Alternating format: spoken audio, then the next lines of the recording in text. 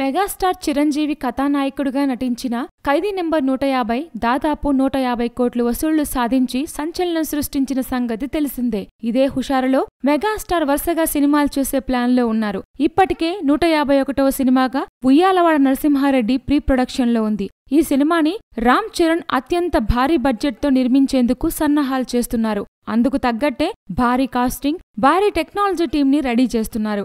Latest గా 151వ cinema గురించిన ఓ interesting news social మీడియాలో హల్చల్ చేస్తోంది. మెగాస్టార్ సరసన మాజీ విశ్వసుందరి ఐశ్వర్యరాయ్ నటిస్తుందనేది ఆ వార్త సారాంశం. ఆ మేరకు ఇప్పటికే రామ్ చరణ్ అండ్ టీం తీవ్రంగానే ప్రయత్నాలు చేస్తున్నారట. ఐశ్వర్యరాయ్ అయితే బాలీవుడ్ రేంజ్లో ఐడెంటిటీ ఉంటుందని సురేందర్ రెడ్డి అండ్ టీం భావిస్తున్నారట. ఐశ్వర్యరాయ్ అంగీకరించాలే కాని తనకి ఎంత పెద్ద రెమ్యునరేషన్ అయినా ఇచ్చేందుకు సిద్ధమేనని తెలుస్తోంది. అయితే ఐసు తెలుగు సినిమాకి అంగీకరిస్తుందా అన్నది suspense. So just wait. Please subscribe. Hi, it's me Purna. Please subscribe.